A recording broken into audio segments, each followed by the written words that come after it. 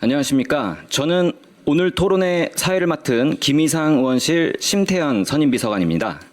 먼저 바쁘신 가운데서도 자리를 함께해 주신 참석자 여러분께 진심으로 감사드립니다.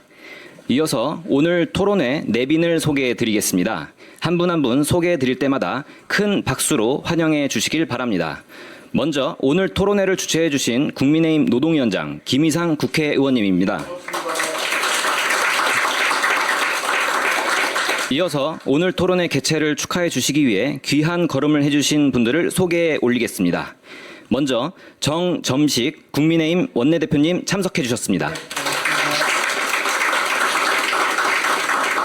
다음으로 김기현 국회의원님 자리 빛내주셨다가 이석하셨습니다.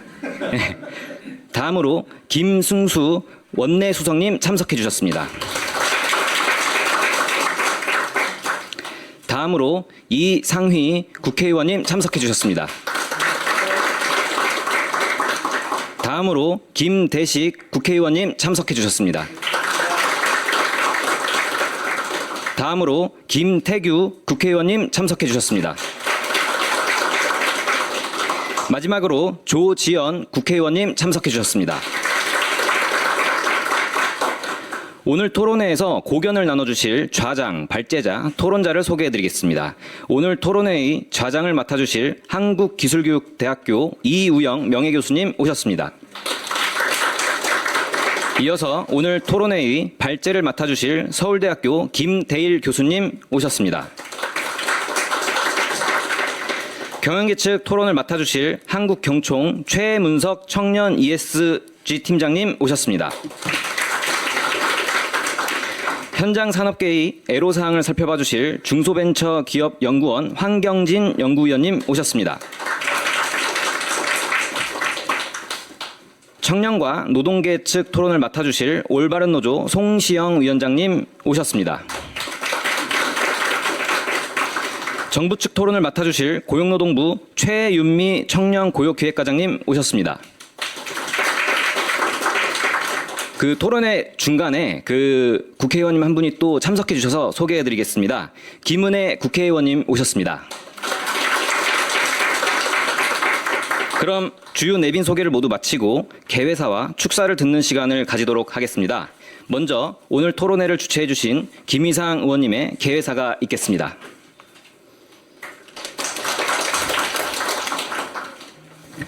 예, 반갑습니다. 오늘 바쁘신데도 불구하고 우리 정점식 우리 원내대표님 또 이 자리에 함께 해주셔서 정말 감사를 드리고, 또 우리 수석으로 계시는 김승수 우리 수석님도 이 자리에 왔습니다. 그리고 김대식 의원님, 우리 이상희 의원님, 또 김은혜 의원님도 이 자리에 참석해 주셨고, 조지연 의원님, 그다음 김태규 의원님 저 있습니다. 예. 이래 참 많이 바쁘신데도 불구하고 이래 참석을 해주신 데 대해서 대단히 감사하게 생각을 합니다. 지금 우리나라의 이 청년 문제, 오늘 이제 두 번째 이런 토론회를 이제 가집니다. 이 양극화 해소, 뭐 대한민국의 또 인사 중에 우리 저 최고위원 께서 또 이 자리에 이제 참석을 하셨는데, 예.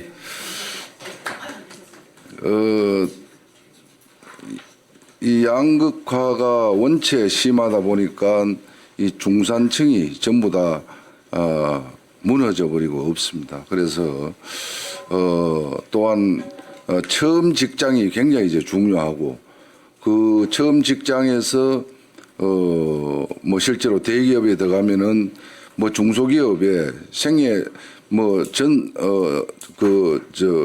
연봉을 엄쳐도 한 해에 벌어들이는 것보다도 못하는 뭐 그런 어떤 상황들이 많이 이제 발생이 이제 되는데, 이 정년을 좀 늘리고 이렇게 해야 되는데도 불구하고 청년 문제 때문에 실제로 그런 문제들이 좀 어려운 것 같습니다. 지금 그래서 대한민국이 좀 절단났다. 지금 청년들 이 문제로 인해서 빨리 취업할 수 있는 그런 부분들을 좀 만들어주고 이렇게 해야 되기 때문에 또 청년을 주제로 또 양극화를 주제로 오늘 이런 토론회를 또 개최하게 되었습니다.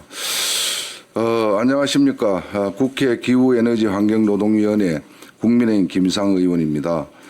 먼저 바쁘신 와중에도 청년 고용 절벽과 기회 양극화 해소 방안 토론회에 참석해 주신 내외 기회인 여러분, 그리고 오늘 우리 노동시장의 미래를 고민하기 위해 발제와 토론을 맡아주신 학계, 노동계, 경영계, 정부 관계자 여러분께 진심으로 감사의 말씀을 드립니다. 지금 우리 청년들이 마주한 고용 현실은 너무나 참담합니다. 미취업 청년 비중이 48.6%에 달하고 2009년 글로벌 금융위기 이후 최악의 수치를 기록하고 있습니다. 청년 둘 중에 한 명이 일자리를 찾지 못해 출발선에조차 서지 못하고 있는 그런 현실입니다. 더 심각한 문제는 노동시장에 고착화된 이중구조와 이로 인해 가속화되는 중산층 붕괴입니다. 대기업과 중소기업 간의 격차는 날로 벌어지고 계층 이동의 사다리가 끊기면서 우리 사회를 든든하게 지탱해온 중산층이 사라져가고 있다는 것입니다. 청년 세대가 안정적인 일자리를 통해 중산층으로 진입할 수 있는 통로가 막히면서 첫 직장의 연봉과 처우가 평생의 계층을 결정짓는다는 자조 섞인 목소리는 단순히 우려를 넘어 뼈아픈 현실이 되었습니다.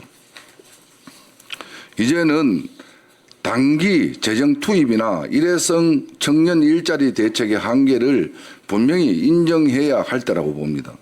노동시장 진입 장벽을 분명히 이제 낮추고 대기업, 중소기업 간 임금 초격차를 완화시켜 나가고 또한 일터내 공정한 보상 체계를 구축하는 근본적인 제도 개선이 시급합니다. 오늘 이 토론회에서 문제의 원인을 명확히 진단하고 나아가 실효성 있는 정책적 대안이 제시되기를 기대하겠습니다. 국회 역시 오늘 주신 귀중한 제언들을 입법과 제도 개선에 반영할 수 있도록 최선을 다하도록 하겠습니다. 다시 한번 함께해 주신 모든 분의 건강과 행복을 기원합니다. 감사합니다.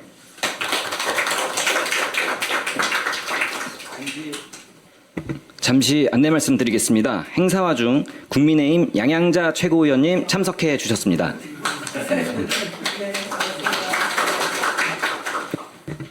그럼 오늘 토론회에 귀한 걸음을 해주신 내빈분들의 축사를 청해 듣도록 하겠습니다.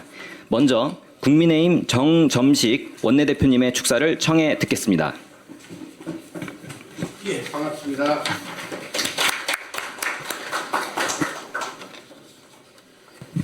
먼저 청년고용 절벽과 기회 양극화 해소 방안 토론회 개최를 진심으로 축하드립니다. 이 토론회를 준비해 주신 우리 김이상 의원님과 관계자분들께도 감사의 말씀을 드리고, 그리고 자장을 맡아주신 우리 이의영 교수님, 발제를 맡아주신 김대리 교수님, 그리고 토론자분들께도 감사의 말씀을 드립니다. 여러분들 다 아시는 것처럼 우리 김이상 의원님은 한국농총에서 활동을 하시다가 저희들이 이제 노동 전문가로 저희 당에서 모셔온 분입니다. 지금 담당하고 있는 상임위도 기후에너지환경노동위원회입니다. 그래서 앞으로 그렇기 때문에 이 사실은 자타가 공인하는 노동 전문가라고 볼 수 있습니다. 다가오는 국정감사에서 우리 김여상 위원님의 큰 활약을 기대하고 있습니다. 청년 실업은 우리 사회의 심각한 문제입니다. 올해 7월 청년 실업률은 6.8%입니다. 4년 만에 가장 높은 수준입니다. 그리고 청년 취업자 수는 45개월 연속적으로 감소를 하고 있습니다. 그리고 세대 간 취업 양극화 현상도 심해지고 있습니다. 올해 1분기 청년 일자리가 7만 6천 개가 줄어들었습니다. 반면 60대 이상 고령층 일자리는 23만 3천 개가 늘어났습니다. 게다가 청년층 내부에서 취업 양극화도 심각합니다. 여기 부지에서도 이야기하는 것처럼 SK하이닉스, 삼성전자, 현대차 등 좋은 직장은 정말 극소수이고 반면 구직을 포기하고 전업 자녀로 머무르는 청년들도 있습니다. 이처럼 우리 청년은 고용 절벽, 세대 사이의 양극화, 세대 내부의 양극화로 이중, 삼중의 고통을 받고 있습니다. 이 심각한 현실 앞에서 기성세대는 정말 미안한 마음을 가지고 진지하게 대안을 모색을 해야 합니다. 오늘 토론회를 통해서 현장의 목소리를 충분히 듣고 청년 고용 문제를 풀어갈 실질적인 대안이 마련되기를 기대합니다. 국민의힘도 청년들에게 더 많은 일자리와 공정한 기회가 주어질 수 있도록 입법과 제도 개선에 힘쓰겠습니다. 감사합니다.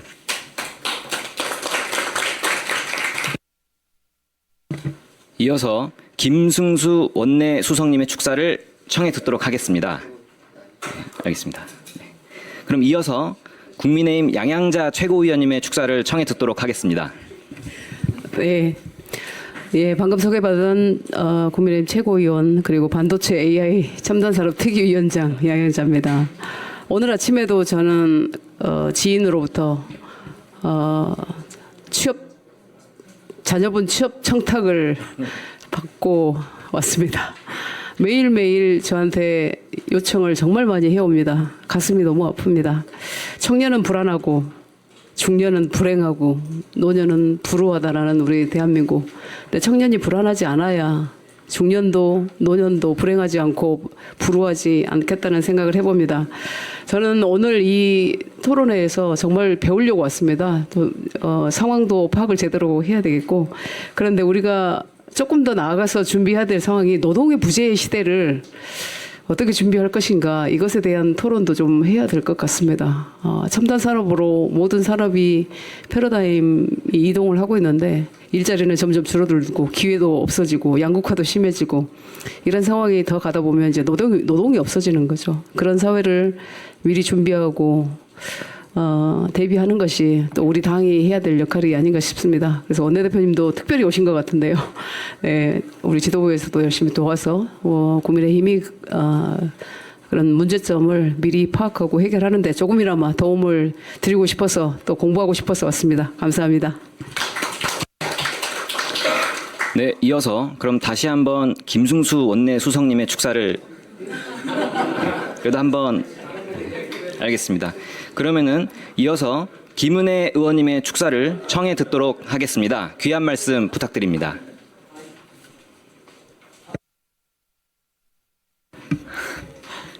김승수 선님 제가 막 비웃었는데 들 때까지 해야 된다.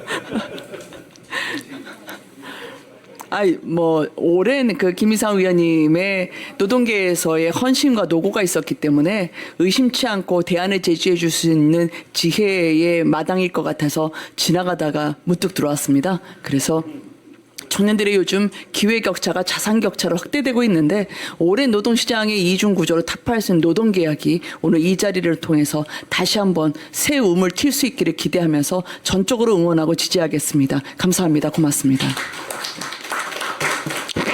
네, 이어서 이상휘 국회의원님의 축사를 청해 듣도록 하겠습니다. 예. 알겠습니다. 그러면은 그 이하는 시간 관계상 실례스럽지만 생략하도록 하겠습니다. 아울러 오늘 토론회에는 국민의힘 장동혁 대표님, 김정호 국회 기후노동위원장님, 고용노동부 김영훈 장관님께서 서면 축사를 보내주셨습니다. 다음으로 기념 촬영을 하는 시간을 갖도록 하겠습니다. 내빈 참석자 분들께서는 모두 앞으로 나와주시길 바랍니다.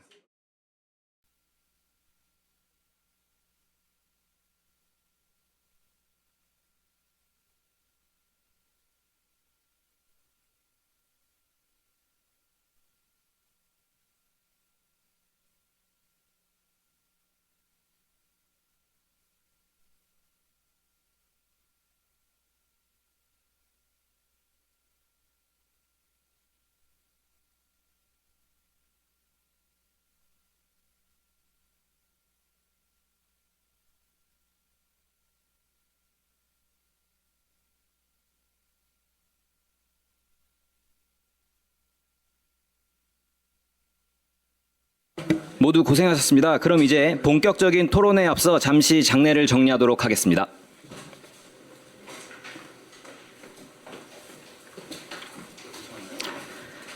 앉아서 하셔도 되고요. 아니면은 이쪽으로 나와서 해주셔도 됩니다. 네, 그럼 나와서 해주신 걸로. 그럼 안내만 먼저 해드리겠습니다. 그럼 발제를 시작하겠습니다. 발제는 청년 고용 절벽의 원인과 대책으로 서울대학교 김대일 교수님께서 맡아주시겠습니다. 큰 박수 부탁드립니다.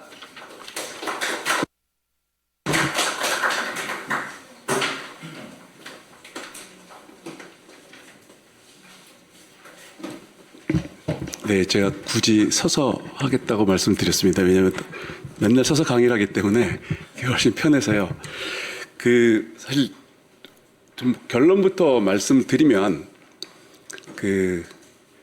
최근에 청년층들의 얘기를 들을 기회가 좀 있었습니다. 청년층이 일자리 관련해서 무엇을 원하는가. 근데 딱 두 마디로 요약이 됩니다. 성장 가능한 일자리, 그리고 두 번째는 공정한 노동시장, 두 개였습니다. 근데 사실은 이 두 개가 틀린 말이 아닙니다. 똑같은 말인데 어떻게 표현하느냐 문제인데, 청년들의 문제는 중소기업에 가서 내가 성장할 수 있으면 얼마든지 가겠다. 그런데 중소기업은 아무리 들여다봐도 성장하는 길이 잘 안 보인다. 그래서 첫 직장이 중요하고, 그래서 처음에 대기업을 가고 싶은데 대기업은 문이 막혀 있다. 근데 문이 막혀 있는 게 내가 실력이 모자라서 그러면은 뭐 어쩔 수 없지만, 좀 죄송하지만 나보다 훌륭하지 못한 분들이 일자리를 다 차지하고 앉아서 나한테 돌아올 일자리가 없는 것 같다. 이 두 마디가 사실은 청년들의 노동시장을 다 이제 대변을 해줍니다. 그런데 안 좋은 소식은 뭐냐 하면요. 제가 이 PPT를 갖고 오긴 했는데, 그래서 이번에 새로 만들었습니다. 새로 만들었는데 사실은 제가 10년 전에 만든 PPT랑 거의 다르지 않습니다. 10년 전에도 이런 회의가 있었습니다. 5년 전에도 있었고, 하나도 바뀐 게 없어요, 사실은. 하나도 바뀐 게 없는 거는, 제가 드리고자 하는 말씀, 물론 이거 말고도 정책이 있겠지만, 기본적으로 청년 실업과 저출산은 굉장히 비슷한 부분이 있습니다. 굉장히 우리나라 경제 사회 구조에 어떤 구조적인 문제들이 복합적으로 얽혀 있는 그 결과 나타나서 상처가 어떻게 보면 골마 터진 그런 상황인데, 그동안 땜질식 처방만 계속 해왔기 때문에 실제로는 바뀐 게 하나도 없는 거죠. 지금도 무슨 얘기가 나오고 있냐면, 청년 실업을 해소하기 위해서 정년 연장을 하면서도 청년층 채용을 촉진하기 위해서 임금 보조금을 주겠다, 이런 얘기 나오는데, 임금 보조금은 지금 몇십 년 동안 해온 거고요. 아까 말씀드린 것처럼 청년들이 성장을 원하는, 성장할 기회가 있는 일자리와 전혀 무관한 정책입니다. 계속 원하는, 엄마들의 얘기를 안 듣고 정책을 만들다 보니까 저출산이 개선이 안 되고, 청년들의 얘기를 안 듣고 정책을 만들다 보면 계속 청년 문제는 남습니다. 그래서 그 문제를 미리 말씀드리고요. 그래서 제가 오늘 말씀드릴 얘기는 사실상 정치적으로 굉장히 힘든 말씀을 좀 드리려고 합니다. 근데 사실은 그걸 개선하지 않으면 5년 뒤에 또 하고 있을 거고, 10년 뒤에 또 비슷한 회의를 하고 있을 거고, 다행히 저는 이제 곧 정년퇴직을 하기 때문에 여기 안 오겠지만, 다른 분이 오셔서 똑같은 말씀을 드릴 것 같다는 생각을 그런 생각을 합니다. 청년 고용절벽은 다 아실 거고, 남성한테 조금 더 집중된 부분이 있습니다. 그렇지만 여성도 마찬가지고요. 남성한테 조금 더 집중된 거는 사실은 정년 연장과 굉장히 관계가 깊습니다. 물론 그 전부터 시작을 했지만, 그래서 그 부분은 좀 이따 다시 말씀을 드리고요. 이거 어떻게 넘어가죠? 저기를 해야 되나요? 안 되는데요? 네.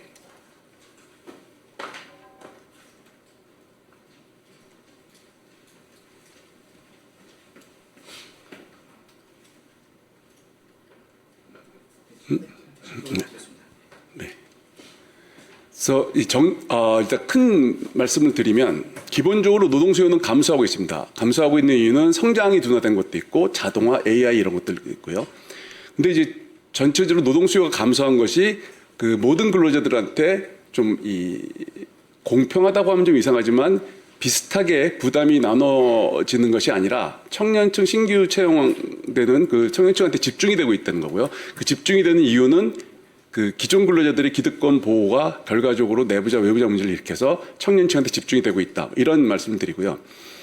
노동 공급 측면에서는 시장과 동떨어진 인재를 교육하고 있다는 게 굉장히 중요합니다. 저 부분은 사실은 오늘도 여기 고용노동부, 이제 노동부죠. 노동부 에서 아시겠지만 교육부에서는 오질 않았고요. 교육부는 자기네가 이거와 관계가 있는지도 잘 모를 텐데 기본적으로 사실은 지금 AI 시대에 맞춰서 우리가 그 교육을 시켜야 되는 방식도 틀려야 되고 학생들도 다른 능력을 가진 학생들이 나와야 되는데 과거와 하나도 달라진 것이 없다라는 부분이 이제 문제를 말씀드리고요. 이게 평균적 인재를 만든다는 게 굉장히 문제입니다. 사실 평균적 인재라는 게 어떤 스페셜리스트가 아니라 두루두루 잘한다고 볼 수도 있지만 전반적으로 두루두루 하나도 제대로 하는 게 없는 그런 이슈가 될 수도 있는데 그런 인재가 사실 AI에서 가장 대체되기 쉬운 인재이기 때문에 우리는 그런 인재를 만드는 데서 탈피를 해야 되는데 아직도 이제 그걸 하고 있다는 말씀 드리고요.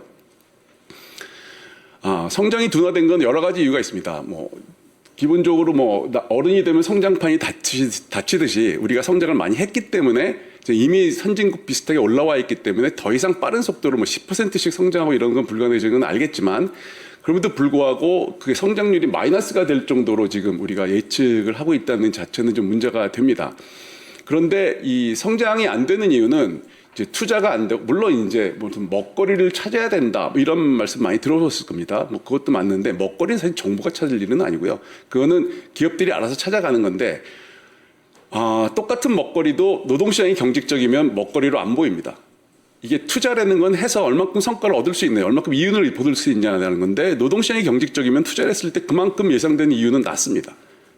그러니까 딴 나라에서는 먹거리일 수 있는 업종이 우리나라에서는 먹거리가 안 되는 문제. 이게 최근에 이제 중국이 노동시장이 무지무지하게 유연하다는 말씀 들어보셨을 겁니다. 그죠? 왜 중국은 모든 분야에서 뛰어나가고 있고 우리는 계속 정체되고 있는지 그런 걸 설명해 주는 하나의 요인이고요. 이 이제 성장 원리라는 걸 굳이 말씀드리는 이유는 우리가 이 기술 진보가 일어나서 성장을 한다라는 측면이 하나 있고요. 그럼 그 성장을 기술 진보가 일어나면은 그게 경제에 얼만큼의 성장을 어떤 방식으로 가져오느냐가 굉장히 중요한데 그때 중요한 것이 낙수 효과라는 겁니다. 여러분들 많이 들어보셨겠지만 한 기업이 혁신을 하고 생산성이 증가합니다. 그러면 그 기업은 생산을 늘려서 이윤을 많이 벌려는 요인이 생깁니다. 생산을 늘리려면 채용도 하고 투자도 하고 하청 물량을 늘리죠. 그러면 우리 회사의 채용이 늘고 그다음에 하청 물량을 늘리니까 하청 회사의 이윤이 올라가고 하청하는 회사가 또 똑같은 방식으로 투자와 채용과 또 다른 그 아래 단계 하청을 늘리고 이렇게 쭉 가면은 결과적으로 혁신을 한 기업에서 발생한 이윤은 하청 기업한테 가고 그 다음에 가고 하다 보면 결과적으로 모든 근로자한테 들어갑니다. 근로자들에 돌아가는 거죠. 그 돈은 임금이라는 형태로 돌아가는데 그렇게 하고 나면은 뭐가 있냐면은 결과적으로 그 혁신의 결과가 경제 전체에 파급되면서 모든 부분에서 투자가 같이 늘고 그 다음에 근로자들의 임금이 늘어나는 이런 양상을 보여주는데 거기서 노조가 임금을 올리면 혁신이 일어난 기업에서 아무래도 생산을 늘릴 요인이 적습니다. 그만큼 이윤성이 떨어지니까. 그래서 생산을 늘리려는 이윤이 줄어들면, 생산을 늘리려는 요인이 줄어들면 그만큼 투자와 채용과 하청 발주가 증가하는 효과가 작습니다. 그만큼 파급되는 효과가 없죠.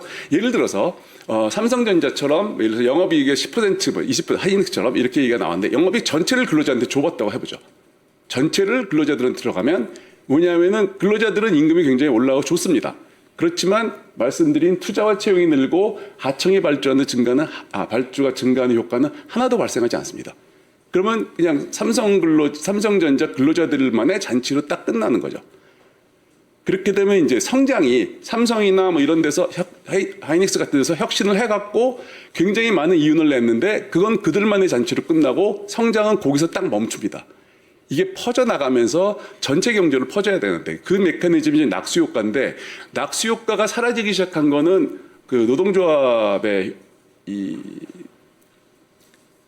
정치적 영향력, 아니면 협상력 이런 것들이 커진 거와 굉장히 무관하진 않습니다.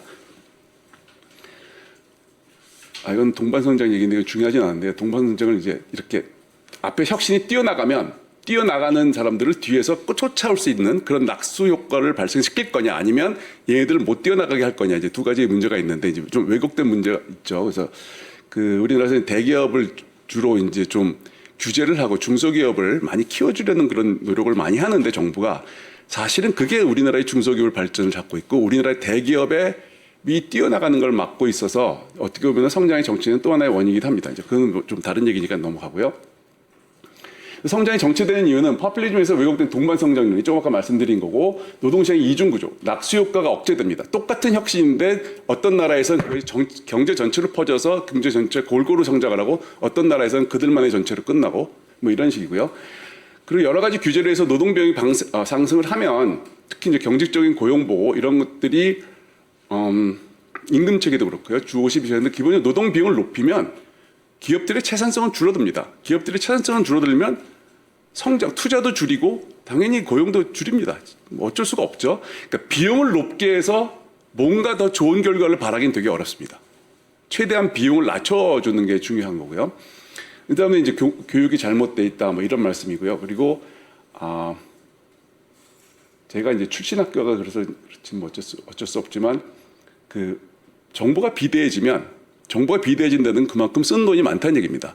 정보가 비대해지면 그 쓰는 돈을 어디서 갖고 와야 되냐면 세금으로 갖고 오죠. 세금으로 갖고 오면 그만큼 민간의 활력은 줄어듭니다. 그러니까 민간이 소비를 하고 민간이 투자하고 민간이 채용할 때 쓸 돈을 정부가 갖고 가서 쓰면 민간보다 더 좋은 효과가 있어야 되는데 분명히 민간이 창출하는 채용과 민간이 만들어내는 투자 기회와 이런 것들을 정부가 충분히 만들어낼 수 있느냐라는 측면에서 그렇지 않다라는 게 지금까지 뭐 다 알려진 결과이기 때문에 이제 그 부분에서 정부가 해야 될 일은 충분히 있습니다. 그래서 그건 해야 되지만 필요 이상으로 비대해지는 정부는 좀 이 경제에 좋지 않다라는 말씀 좀 드리고자 하고요.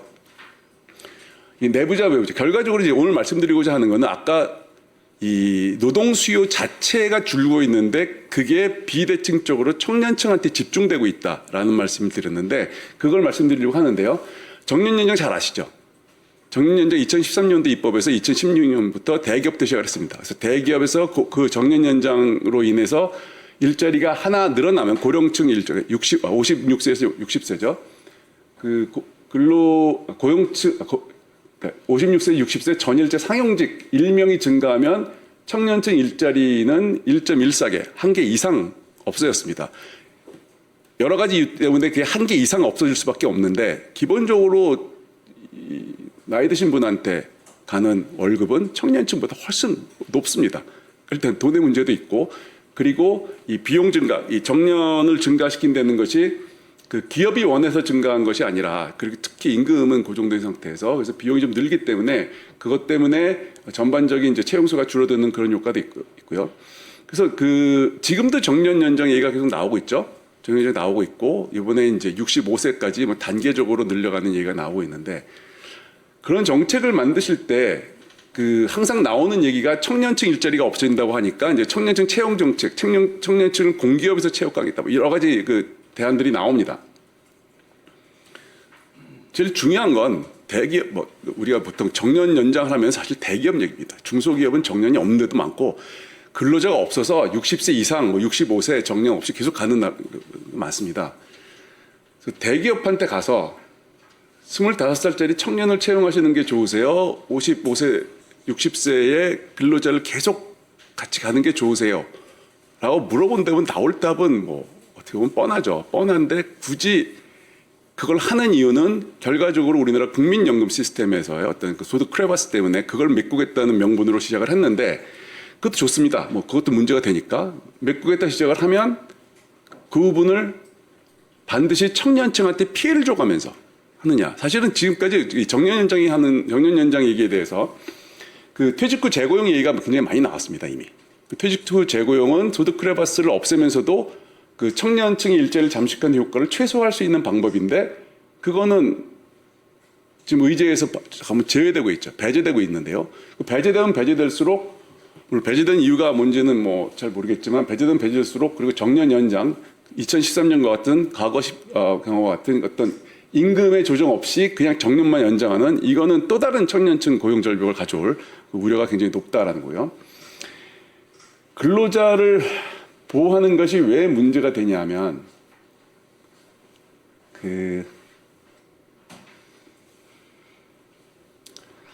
우리가 고용 해고를 규제를 하고 근로자를 보호하는 그 노동부에서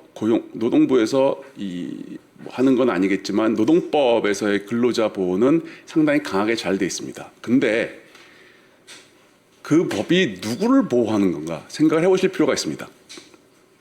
영세기업, 중소기업 근로자들은 회사가 파산을 해요. 노동법은 파산하는 회사, 그로 인해서 실직하는 근로자들을 보호해 줄 수 없습니다. 파산을 어떻게 막습니까?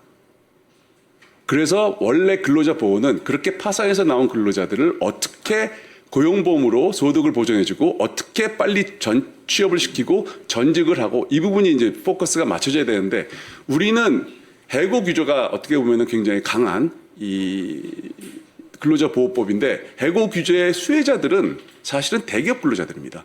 대기업 근로자들, 우리가 어차피 일자리를 잃어버리지 않을 대기업 근로자들한테 해고 규제라는 또 하나의 어떤 이 완장을 채워준 거죠. 그러다 보니까 거기에 협상력이 굉장히 강합니다. 협상력이 강하면 강할수록 아까 말씀드린 대기업 노조를 중심으로 한 내부자들, 그 사람들의 기득권을 유지하기 위해서 자꾸 임금이 올라가고 노동 규제가 생기다 보면 요번엔 노란 봉투까지 나왔고요. 그러다 보면 결과적으로 새로 취업하는 근로자들의 기회는 점점점 없어지는 그런 문제가 발생을 한다는 거죠. 그래서 사실은 우리나라에서 양극화나 이 청년층 뭐 일자리 이런 얘기를 하면은 사실은 굉장히 중요한 게 이 내부자 외부자, 대기업 노조, 공기업 노조 이 부분들을 중심으로 한 내부자들과 거기 끼지 못한 실업자, 중소 영세기업 근로자들 그리고 구직하는 청년층들 이분들을 이제 외부자로 보고 내부자의 어떤 기득권 보호를 위해 하다 보니까 그 외부자의 어떤 이득이 침해되는 이런 효과를 해소하지 못하면 청년층 일자리는 계속 문제가 될 것이고 플러스 양극화는 점점점 심해질 거다라는 말씀을 드립니다.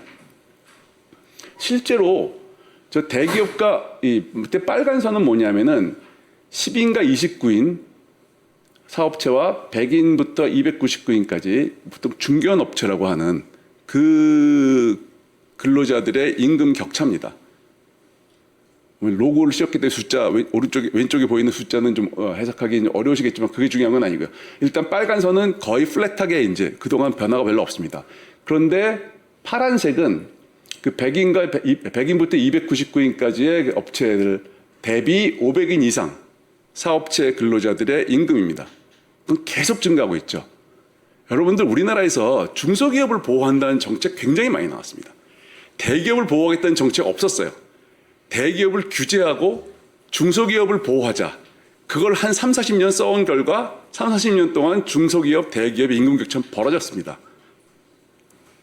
그럼 이게 정말 정부가 원하는 결과냐? 전혀 그렇지 않거든요. 그럼 어떻게 저렇게 늘어났나? 저렇게 임금이 올라간 부분은 굉장히 많은 부분 어떤 노조 효과도 있습니다. 왜냐하면 보시다시피 1985년 뭐 이때 이 임금이 올라가는 속도는 훨씬 2000년 한 5년 그 이후로 좀 더 가파라진 건 맞습니다. 뭐냐면은 노동조합이 없던 있긴 있었지만 약간 우리나라 경제 민주화가 이루어지기 전에 그 시대가 여기선 잘 안 나와 있기 때문에 잘 안 보이긴 하는데요. 왜냐하면 85년부터 자료가 있어서 실제로 아까 말씀드렸던 기업이 이윤을 벌면 벌수록 그게 낙수 효과를 통해서 경제로 퍼지는 효과보다는 그 기업의 임금이 오르는 효과가 더 강하게 나타날수록 대기업과 임금격차는 중소기업의 임금격차는 벌어졌는데요. 실제로 아까 말씀드렸던 낙수 효과가 굉장히 잘 작동하던 시기가 있습니다. 그게 언제냐면 1970년대 80년대 초반까지의 우리나라 최고의 어떤 고도 성장기 그때는 어땠냐면요. 생산성은 분야별로 다르게 일어납니다. 전자 이쪽이 빠르고 중공업이 빠르고 경공업 우리가 알던 무슨 신발, 가발 이런 거에 생산성이 계속 떨어지고 상대적으로 굉장히 높아지고 있는데 생산성이 딴 데 높아지고 있는데 임금은 어떻게 되냐면 모든 분야에서 똑같이 올라갑니다. 왜 똑같이 올라가냐면 여기가 혁신이 일어났어요. 생산을 늘려야 돼요. 그럼 근로자를 많이 채용해야 되죠. 채용하려면은 어디서 하냐면 일단 이 새로 들어오는 신규 청년층들의 굉장히 많은 부분이 일로 갑니다. 이쪽이 돈을 많이 주니까. 일로 가면은 어찌로 이쪽으로 가니까 이 생산성이 낮은 쪽으로는 상대적으로 가는 사람이 훨씬 줄어요. 그럼 여기도 사람은 필요하거든요. 결과적으로 임금이 모든 데서 다 올라가죠. 생산성이 20% 올라가고 여기는 0% 올라갔으면 임금이 여기서 10%, 여기도 10% 올라가는 그런 결과가 발생을 합니다. 그러면서 이쪽에 고용이 늘죠. 그러니까 생산성이 높아진 쪽에 고용이 늘면서 임금은 모든 데서 같이 올라가는 이런 게 1980년대 시기인데 그 이후에 1987년 그 이후에는 그게 좀 바뀌었습니다. 생산성이 올라간 쪽에서 임금이 더 많이 올라가고 고용이 드러나는 효과도 훨씬 줄어들었죠. 아까 말씀드린 것처럼 더 임금이 빨리 올라간다. 그쪽에서 어떤 생산성이 일어나는 곳에서 그들만의 잔치라고 하긴 좀 애매한 얘기긴 하지만 그쪽에서 임금이 더 빨리 올라가면 그러면 그쪽에서 채용하는 숫자도 줄고 그만큼 이쪽 이 생산성이 낮은 부분에서 근로자가 모자라는 효과도 좀 줄어들고 하다 보니까 임금은 여긴 별로 안 올라가고 여긴 많이 올라가는 이런 이제 결과가 계속 이제 반복이 되어 왔습니다. 그럼 어떻게 해야 되냐라는 건 지금까지 말씀드린 얘기가 결과적으로 다 나왔는데요. 성장 중의 경제 운영, 이 노동시장 경직성이 성장과 낙수 효과를 억제하는 핵심 원인이라는 걸 알아야 됩니다. 왜냐하면 성장은 기업들이 투자를 안 해서가 아니라 투자를 해도 그게 생산성, 그만큼 이윤성이 낮고 투자를 해도 그게 낙수 효과로 딴 데로 별로 퍼지질 않고 이런 문제가 있는 거고요. 그래서 노동시장에서 정부의 역할을 한다면은 일단은 좀 규제 개혁이 필요합니다. 여기는 제대로 안 썼지만 노사관계를 많이 얘기했죠. 규제 개혁이 필요하다는 건 처음에 정부의 규제 개입을 줄이고 시장 중심의 경제를 운영해야 된다는 측면이고 노사관계에서 정부가 개입하지 말아야 할 협력적 노사관계를 위한 생태가 만들 수 있으면 인지해야 된다. 이게 무슨 말씀이냐면 민노총 어디서 맨날 파업합니까? 한국노총도 마찬가지고 왜 회사들이 파업을 할 때 정부 청사 앞에 와서 합니까? 근로자들이 자기 회사 앞에서 해야지 임금 올려달라고 파업을 하고 해야 되는데 다 정부 청사에 옵니다. 기업은 기업들대로 정부에 끈이 있으니까 계속 얘기하고 정부가 개입하면요 다 정부를 자기 편으로 만들려고 하지 자기들끼리 문제를 해결하려고 하지 않습니다. 그래서 정부는 최대한 빠져 있어야 되는데 자꾸만 이제 정부가 개입을 하고 1987년 이후 계속 개입을 하고 있기 때문에 이 문제는 사실은 제가 여기서 하는 얘기가 제가 스스로 새로 만들어낸 얘기가 아니고요. 이미 다 선진국에서 겪었던 경험을 토대로 경제학계에서 일반적으로 알려져 있는 얘기를 좀 전달드리는 건데요. 실제 정부가 개입하면 가면서록 노사관계는 비협력적이 되고 그만큼 투쟁적이 되고 서로 간에 스스로 문제를 해결하는 능력은 떨어지기 때문에 그 노사관계로 인한 그 비용이 상당히 많다, 높다라는 얘기가 이미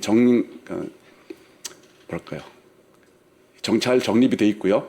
그런 문제 때문에 노동시장에서 정부는 좀 개입을 하지 말아야 되고 노사가 좀 해결할 수 있도록 그렇게 지원해야 된다. 저는 사실은 삼성노조가 그 영업 이익 갖고 할 때 파업을 가라 속을 빌고 있습니다. 파업을 가서 지지고 먹고 어쨌든 자기들끼리 해결하는 게 있어야 그 다음부터 우리나라 노사가 개선된다 그랬는데 역시 정부가 들어가서 막았죠. 파업을. 그러면 똑같은 일이 다음번에 또 반복된다는 얘기입니다. 네, 노총의 그 과도한 협상력을 좀 해소를 해야 되고요.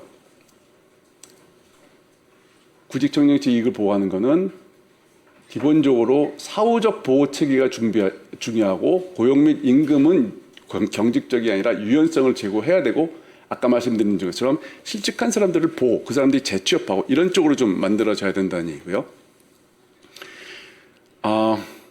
요새 그 청년층 일자리 관련해서 또 나오는 얘기가 뭐냐면 경사노위 같은 데 가보면 기업을 대표하는 경총도 들어와 있고 그리고 근로자를 대표하는 노총도 들어와 있고 그리고 공익도 들어와 있고 여기 청년층은 없다. 그래서 청년층의 목소리가 제대로 반영이 안 되기 때문에 정책에서 잘 안 된다라는 말씀들을 많이 하십니다. 그것도 좋은 말씀인데요. 청년층을 조직해서 이상적으로 청년층이 제대로 들어가서 제대로 의견을 개진할 수 있으면 그것도 나쁘진 않겠지만 기본적으로 경사노위가 우리가 정말 필요로 하는 조직이냐라는 걸 한번 생각을 해보셔야 됩니다. 경사노위 언제 만들어졌죠? 언제 만들어졌는지 아세요? 맨 처음에 노사정위원회였죠. 노사정위원회는 1998년도에 만들어졌습니다. 그 전에 없었습니다. 그럼 경사노위 노사정위원회 없었을 때 우리나라 노사관계 경제는 다 망가졌을까요? 전혀 그렇지 않습니다. 오히려 그 뒤에 기업과 노총이 정부를 자기 편으로 만들려는 노력을 더 많이 하기 시작했고 그 이후에 계속 똑같은 문제가 반복되고 있습니다. 청년 실업 문제 제가 말씀드렸지만 이거 언제부터 발생한 얘기냐면요. 지금 자동화가 여러분들이 뭐 문제라고 말씀하시잖아요. 자동화는 뭐 자동화의 원인은 당연히 뭐 비용과 뭐 이런 거지만 2016년 기억하고 계실지 모르겠습니다. OECD에서 그 당시에 뭐냐면 처음에 알파고한테 이제 그 이세돌이 졌을 때 문제입니다. 그때 지고 나니까 AI가 이제 모든 제가 시간이 얼마나 있죠? 5분 정도 남았어요. 그래서 AI가 이제 사람들을 다 대체한다. 로봇들이 사람들을 다 대체한다. 이런 걱정이 많았습니다. 그래서 물론 일부는 사실이고 일부는 또 사실이 아니었지만 당시에 OECD에서 전 세계 국가들 대상으로 AI나 로보틱스에 의해서 이 대체될 이런 일자리들이 얼마나 많은가 했는데 우리나라 6%였고요. 당시에 그 결과는 2016년에 나왔는데 우리나라 6%였고 전 세계에서 가장 낮았어요.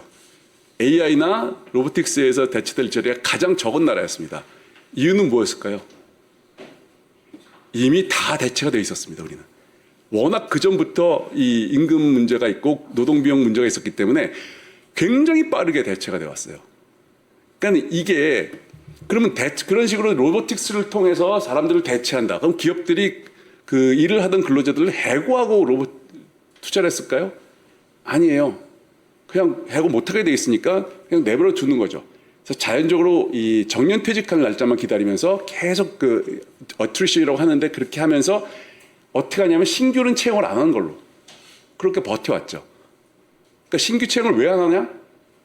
자꾸만 기업을 하여금 노동력을 로보틱스로 대체할 요인을 주면 그거는 근로자한테 일반적으로 불이익이지만 특히 신규 채용을 신규로 일자리를 잡아야 되는 청년층한테는 부담이 집중되는 문제가 계속 발생을 한다는 얘기죠. 그래서 정부가 들어가는 것보다는 정부가 계속 들어가서 하는 것보다는 오히려 제가 말씀드린 기업들을 좀 나쁘게 들릴 수도 있지만 제가 기업 편을 든다고 생각할 수도 있겠지만 기업들이 편하면 일자리도 늘어납니다. 기업이 불편하면 일자리가 줄어들고 어쩔 수가 없어요. 그게 시장 원리거든요. 그러니까 그게 싫으시면은 시장 경제를 포기하시고 뭐 다른 방식의 경제를 하시든지 아니면 시장 경제를 유지하면서 일자리를 만들려면 기업들이 편하게 돼야 됩니다. 그럴 수밖에 없어요. 그런 의미에서 이제 규제도 어느 정도 필요하겠지만 지나친 규제는 좀 많이 배제를 해야 된다라는 거고요. 교육은 아까 말씀드렸지만 지금 우리나라는 지금 평균이 좋은 인재를 많이 만들어냅니다. 실제로 우리나라 15세 학생들은 전체 평균이 전 세계에서 최상위권이에요. 지난 25년간 그랬습니다. 그런데 성인으로 가면은 16세, 65세의 능력은 OECD 평균 미달이고 최근 세대인 16세, 24세만 보더라도 평균 수준입니다. 성적은 좋은데 밖에 나가면 일을 못하는 이런 인재를 키워내고 있죠. 왜 그러냐면 입시에서 최근에 국가교육위원회에서 무슨 얘기를 했냐면 전 과목 서술형 시험을 보겠다고 했죠. 수능에서. 그 전에 이미 사탐덕 과탐을 전 과목으로 바꿔버렸습니다. 명분은 뭐였냐면 표준 점수의 어떤 차이로 인한 불평등을 없애기 위해서 모든 과목을 보겠다. 표준 점수의 차이는 자기들이 해결해야지 정부가. 그걸 왜 학생들한테 모든 과목을 다 보게 만드는지. 지금 국가대표 축구 선수를 만드는데 어떻게 보면 뭐 수영, 농구, 뭐 야구 성적 다 합쳐갖고 뽑는 거나 마찬가지거든요. 이게 말이 안 되는 그걸 하고 있는데 그걸 답습을 하고 있고 거기서 절대로 거기서 이제 탈피를 못 하고 있고 평균이 좋은 인재는 곧 적성을 살린 인재에 비해서 AI에서 대체되기 딱 좋은 인재입니다. 그래서 우리는 좀 교육을 바꿔야 되는데 딴 건 말씀을 안 드리고요. 오른쪽에 있는 2013년 수능 문제 기억하시나요? 네, 이게 나프타랑 EU의 GDP를 묻는 문제였습니다. 원래 EU가 높습니다. GDP가. 근데 2012년만 우연히도 나프타가 높았어요. 그런데 우연히도 지도에 2012라는 숫자만 안 써있어도 괜찮았을 텐데 2012년이라고 써 있었어요. 근데 학생들은 이제 정답은 EU였는데 학생들은 아니다. 이 당시에 나프타가 나프타가 더 컸다라고 했죠. 저런 문제가 나온 것도 이상하죠. 그거 알아서 뭐 합니까? 어디 갔겠지. 근데 더 중요한 건 밑에 교육과정 평가원에 이제 출제를 담당하고 있어요. 세계지리 교과서와 EBS 교재에 EU가 나프타보다 생산 규모가 크다는 내용이 있으므로 이 문제는 문제될 것이 없다. 학생들한테 사실은 중요하지 않다. 우리가 가르치는 대로 외우고 답을 써라. 라는 교육을 하는, 이래서 아까 말씀드렸던 16세, 24대 성인의 문제 해결 능력이 OECD 평균이라도 간 게 어떻게 보면 다행 아닌가라는 생각을 할 정도로 그래서 참 안타까운 부분입니다. 그래서 여러 가지 써놨지만 마이스터 고등학교도 확대하고 초중급 교사 임용도 좀 자율화해서 훌륭하신 분들이 지금 교사님들도 훌륭하시지만 그분들과 다른 능력을 가진 교수분들이 교사가 될 수 있도록 해야 되고요. 이거는 좀 도발적인데요. 모병제 할 때가 되지 않았나요? 모병제는 지금 50만 명한테 300만 원 12개월 주면 1년에 9조 들어갑니다. 지금 우리나라 예산에 비해서 크지 않은 돈이죠. 모병제를 왜 해야 되냐면 사실 제가 아까 말씀드린 지금까지 뭘 해야 되는지 이게 청년 고용에 직접 효과를 가지려면 상당히 오랜 기간이 필요합니다. 사실은. 그렇기 때문에 이런 거 지금 해봐야 소용없다. 그러니까 임금 보조금을 주겠다라는 정책이 계속 나왔고 그렇기 때문에 저희가 5년 만에 10년 만에 똑같은 회를 또 하고 있는 거거든요.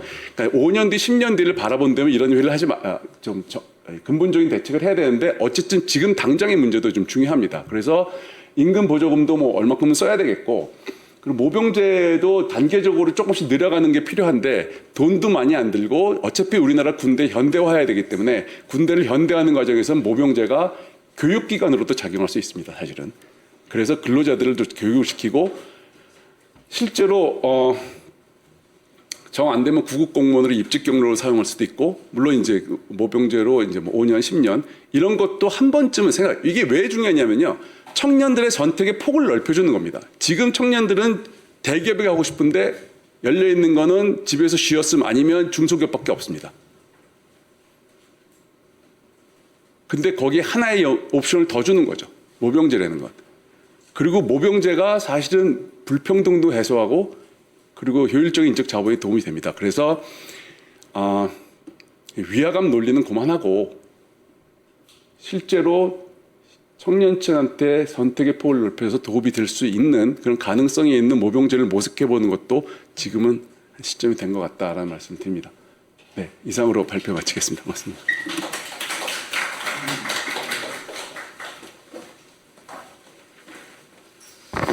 예, 교수님 감사합니다.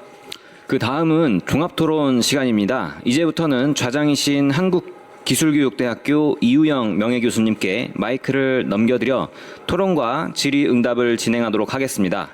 토론 순서는 한국경총, 중소벤처기업연구원, 올바른노조, 정부 측으로 진행하겠습니다. 네.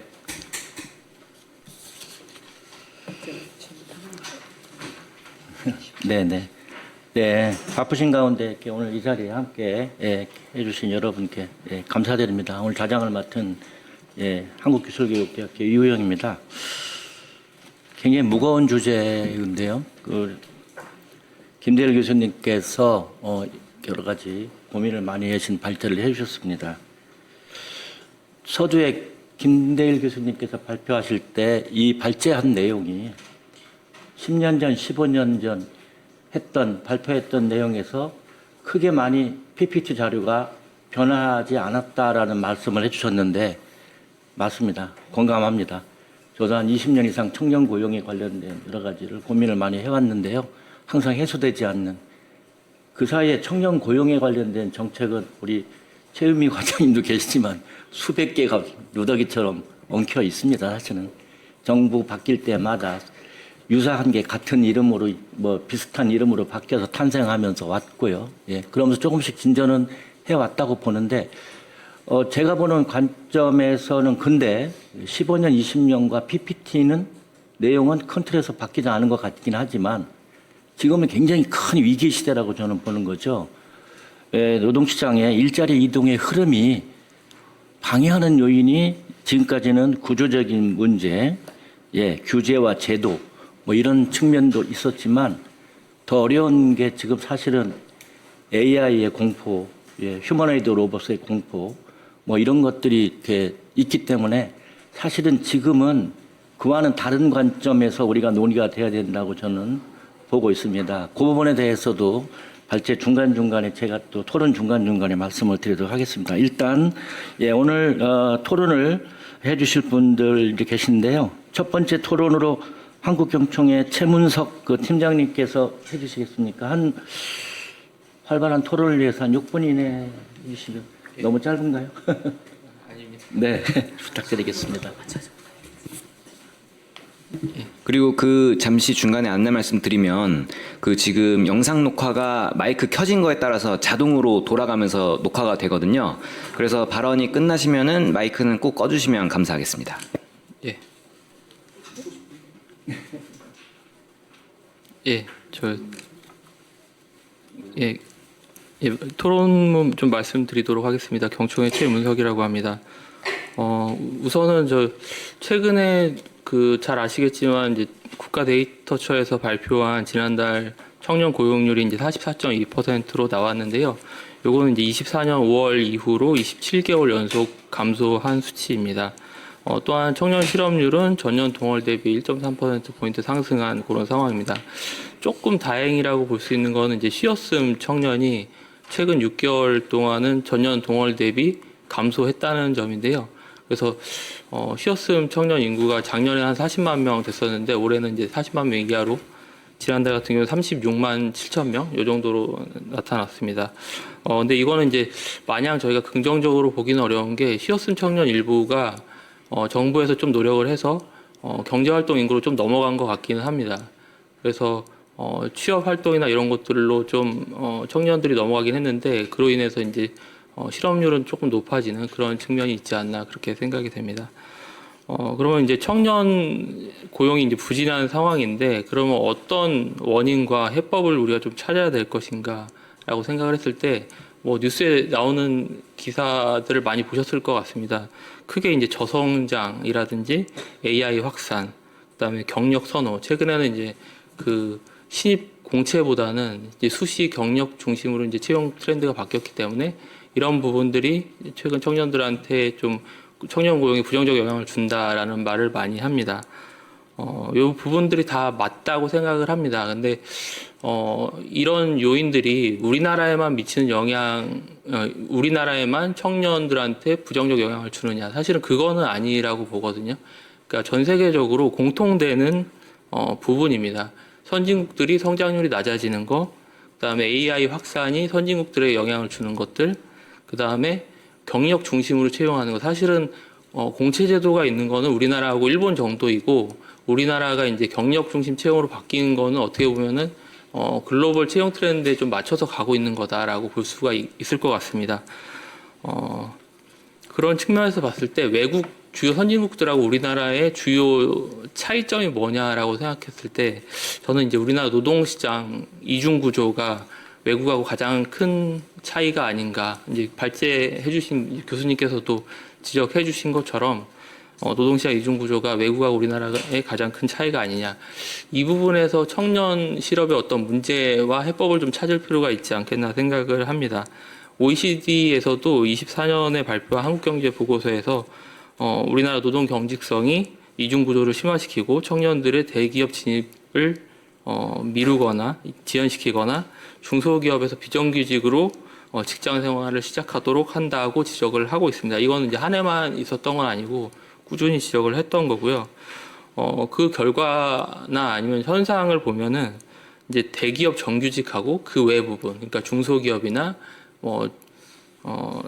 그 대기업 비정규직을 포함한 전체 비정규직의 어떤 평균 임금을 비교를 해보면 이 여타 부분의 평균 월 임금이 한 294만 원 되는데 대기업 정규직은 한 503만 원 정도 돼서 이 여타 부분의 임금이 대기업 정규직의 한 58%, 그러니까 60%가 채 안 되는 그런 상황이라는 거를 저희가 알 수가 있습니다. 이런 것이 이제 노동시장 이중 구조를 단적으로 나타내는 어떤 지표라고 생각을 합니다. 이로 인해서 중소기업은 빈 일자리 문제가 있고 청년들은 실업 문제를 겪고 있는 이런 두 가지 문제가 약간 모순되는 것 같은 이 두 가지 문제가 공존하는 그런 상황입니다. 그럼 이런 문제를 이웃 나라에서 한번 저는 좀 해법을 찾는 거를 생각을 해봤습니다. 작년에 일본을 한번 그 노조하고 기업 연구소들을 방문할 기회가 있었는데요.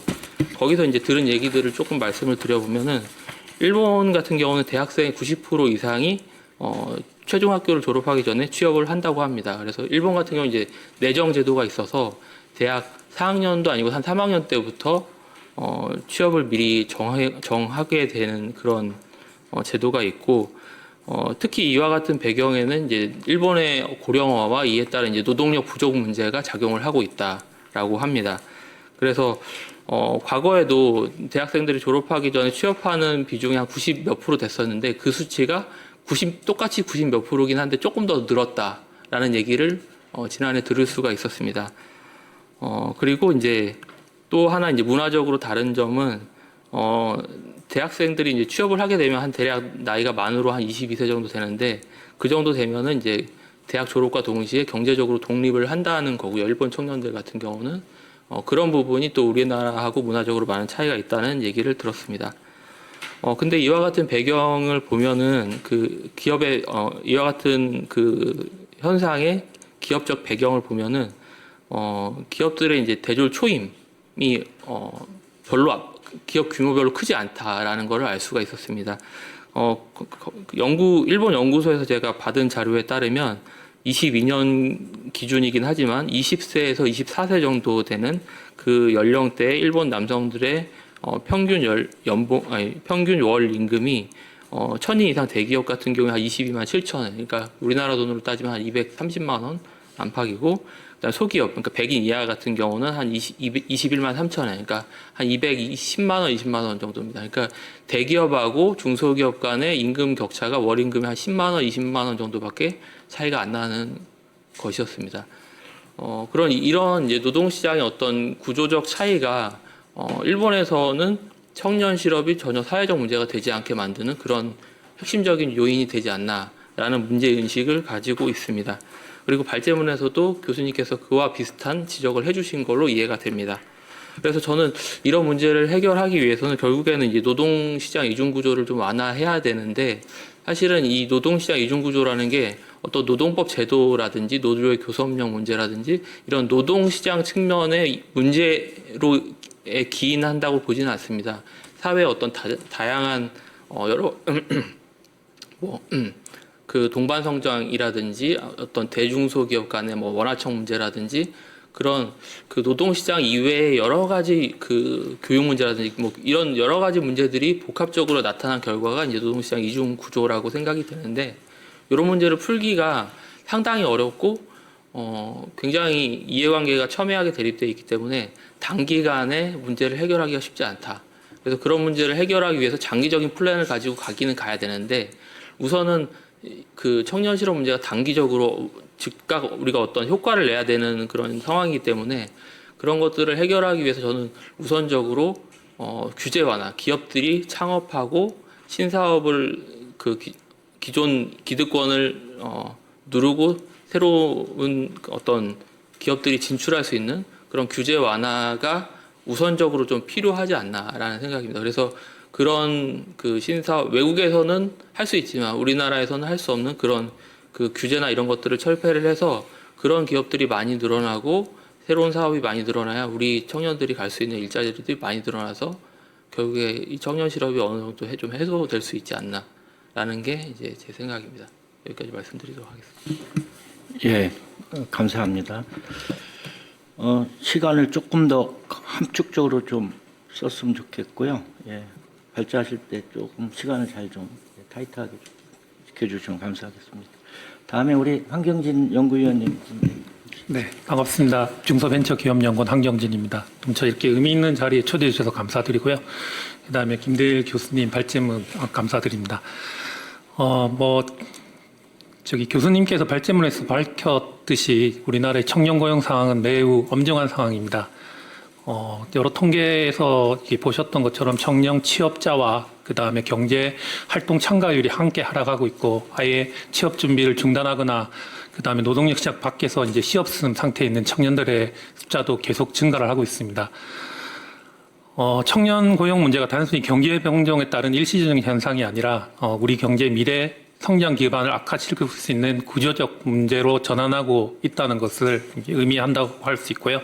결국 이제 청년 고용 정책이 단순히 청년 지원 정책이 아니라 성장 정책, 산업 정책, 그다음에 기업 정책과 연계하여 접근해야 한다는 것이 아무래도 이제 김대일 교수님의 죄송합니다. 김대일 교수님의 발제문에 이 주는 가장 큰 시사점이 아닐까라고 생각이 듭니다. 우리나라의 노동시장은 이중고에 시달리고 있습니다. 두 가지 난이 동시에 지금 발생하고 있는데요. 하나는 이제 대기업이나 공공기관 등의 좋은 일자리를 놓고 구직자들끼리 이제 경쟁을 벌이고 있는 이제 구직난이 일어나고 있는 거고요. 그다음에 또 하나는 동일한 노동력 시장에서 중소기업이 겪고 있는 구인난입니다. 중소기업 현장에 이제 대표님들을 만나보면 이구동성으로 하시는 말씀이 있습니다. 중소기업은 이제 고금을 망라하고 두 가지 어려움을 경영 과정에서 겪고 있다. 그중 하나가 자금난이고 또 다른 하나가 인력난이라고 이렇게 이야기하십니다. 그러면 제가 이렇게 반문을 합니다. 이렇게 인력난이랑 자금난 중에 어떤 어려움이 더 큰 어려움입니까? 물어보면 대다수 분들이 말씀하시는 게 자금난 같은 경우에는 사업이 성장하거나 안 그러면 비즈니스 모델이 좋으면 우리나라가 이제 뭐 중소기업 관련 지원 정책이 너무 많잖아요. 그래서 이제 정책금융 지원 정책이 잘 돼 있기 때문에 어느 정도 자금난은 기업이 성장하면서 해결이 되지만 기업이 성장하면 성장할수록 핵심 인력의 유입이나 핵심 인력을 갖다가 이렇게 이제 스카우트하는 그런 문제들은 갈수록 어려워지기 때문에 자금난보다는 인력난이 훨씬 더 큰 어려움이라고 이렇게 이야기를 하고 계십니다. 결국 그렇다면 이제 청년 고용의 절벽을 해소하기 위해서는 청년들이 선호하는 양질의 일자리를 많이 만들어야 하고 우리나라 고용 시장에서 중소기업이 차지하는 비중을 고려한다면 결국은 이제 청년 고용의 절벽의 해소의 문제는 이제 중소기업에서 좋은 일자리를 만들지 않고는 이제 이 문제를 해결할 수 없다라고 이렇게 생각이 듭니다. 그렇다고 청년들을 다 중소기업으로 가라고만 유입시키는 정책만으로는 이제 또 이 문제를 해결할 수 없을 거라고 생각을 하고요. 그렇다면 이제 결국에는 이제 중소기업이 청년들의 선택지가 될 수 있도록 여러 가지 문제들, 뭐 임금이나 주거나 복지나 경력 개발 등의 포괄하는 이제 정책적 지원을 할 필요가 있다라고 생각이 듭니다. 청년들이 중소기업을 기피하는 이유는 여러 가지가 있겠지만 그 중에서도 가장 중요한 거는 뭐 앞에 발제자도 그렇고 아니면 저 앞에서 이제 토론을 해주신 이제 최문수 팀장님도 그렇고 가장 큰 문제가 이제 이중구조. 그 이중구조 문제 중에서도 또 가장 큰 문제는 대중소기업의 이제 임금 격차의 문제가 아닐까 생각이 됩니다. 앞에 그래프에서 보시다시피 1987년도 이후에 임금 격차가 계속 확대가 되고 있거든요. 제가 이제 최근에 이제 뭐 다른 어떤 연구 영역에 참여를 해서 중소기업의 임금 실태를 갖다가 조사하고 있는데요. 우리나라 같은 경우에는 지금 20대 청년, 그러니까 저숙련자의 임금이랑 그다음에 50대 퇴직을 앞두고 있는 50대 고숙련자의 임금 격차가 1.2배에서 1.4배밖에 되지 않습니다. 그러니까 청년들이 취업을 해서 중소기업에 취업을 해서 자기의 직업 전망이나 아니면 어떤 경력의 어떤 경로 이게 너무 암담한 거죠. 제가 이 직장에서 기술을 배워서 평생 이 직장에 있어도 지금 받는 임금의 1.2배에서 1.4배밖에 받을 수 없는 그런 일자리가 중소기업 일자리이기 때문에 얼마 있지 못하고 나와서 다른 일자리를 찾거나 아니면 아예 시없음으로 이렇게 가는 현상이 이렇게 발생하고 있습니다. 중소기업 사장님들한테 물어보면 중소기업 사장님들도 이 문제에 대해서는 다 전적으로 공감하시고 저숙련자와 고숙련자의 임금 격차를 최대 한 1.8배까지, 2배는 아니더라도 1.8배까지는 확대해야지 청년들이 중소기업으로 유입될 것이다라고 이렇게 말합니다. 그렇지만 우리나라의 중소기업은 대부분 다 원화청 종속관계에 있고 독립, 일본이 나빠 일본 사례를 말씀해 주셨지만 정확한 데이터는 잘 모르겠지만 일본에 비해서도 하청 관계에 있는 일본이나 이런 독립 중소기업보다는 이제 하청 구조에 있는 기업들이 많기 때문에 대 중소기업의 상생 협력도 있어야 되고 협력이 공유대 같은 제도도 제대로 작동해야지 임금이 납품 단가가 사실 그거에 대해서 반영을 해줘야 되기 때문에 그런 여러 가지 풀어야 될 문제가 있지 않을까 합니다. 또 김대일 교수님이 이게 모병제도 이야기하셨는데 갑자기 이게 모병제가 진짜 그렇게 되면 청년들이 중소기업으로 갈지 군대로 갈지 아마 더 지금 현실에서는 군대로 더 많이 가지 않을까라는 생각을 했습니다. 임금 격차의 문제는 단기간에 해소되기 어려운 문제라고 생각이 듭니다. 그렇기 때문에 임금 격차의 문제도 해소를 해야 되겠지만 당장 중소기업의 좋은 일자리를 만들기 위해서는 임금 격차 문제를 해소해 나가는 동시에 근무 환경이나 조직 문화, 그 다음에 또 다른 선호를 가지고 있는 워라밸에 대한 선호를 가지고 있는 청년들이 있다면 근로시간 같은 것도 좀 워라밸을 할 수 있도록 운영할 필요가 있고 그다음에 경력 개발 등을 포괄하는 좀 총보상 관점에서 중소기업의 일자리를 갖다가 이렇게 좀 개선하는 그런 노력들이 필요하다고 생각됩니다. 시간이 많지 않아서 이제 그냥 제가 마지막으로 좀 현장에서 느꼈던 말인데요. 2019년부터 최저임금이 올랐습니다. 근데 최저임금 때문에 중소기업 현장에 가면 많은 불만들을 많이 하십니다. 이게 최저임금이 너무 높았다. 예전에 중소제조업은 힘들지만 서비스에 비해서는 임금이 높았기 때문에 서비스업보다는 임금이 높았기 때문에 그래도 청년들이 중소제조업으로 왔다라고 이렇게 이야기하시는데요. 물론 맞는 말씀이라고 생각됩니다. 근데 이게 모든 문제가 중소기업으로 아니면 이중구조화가 고착된 모든 문제가 저는 단순히 최저임금이 인상이 되었기 때문이라고 생각하지 않습니다. 앞에 이제 김대일 교수님이나 최 팀장님, 그 다음에 이후에 두 분의 토론자들도 말씀하시겠지만 최저임금에 올린 것 자체도 이중구조를 해소하는 하나의 정책이라고 생각되는데 그 뒤에 작업들이 제대로 다 안 됐다고 생각됩니다. 물론 외부적인 요인이 컸다고 생각합니다. 코로나도 있었고 여러 가지 문제가 있어가지고 그 이후에 많은 정책들이 중소기업 일자리를 좋은 일자리로 이렇게 조금 만들지 못한 측면이 있지 않았나 그런 생각이 듭니다. 예, 이상 토론을 마치도록 하겠습니다. 감사합니다. 예, 감사합니다. 예, 우리 젊은 MG 바른노조 위원장 송시영 위원장님 가끔 다른 모임에서도 뵀는데 오늘 여기서 반갑습니다. 예, 제가 토론문 미리 읽어보니까 굉장히 임팩트 있는 내용을 많이 적어주셨는데요. 네, 말씀해 주시죠. 네, 안녕하십니까. 저는 MG노조로 알려져 있는 새로고침 노동자 협의회이자 이제 서울교통공사 올바른 노동조합 위원장 송시영이라고 합니다. 저는 흔히 말하는 말씀하시는 MG 세대이기도 합니다.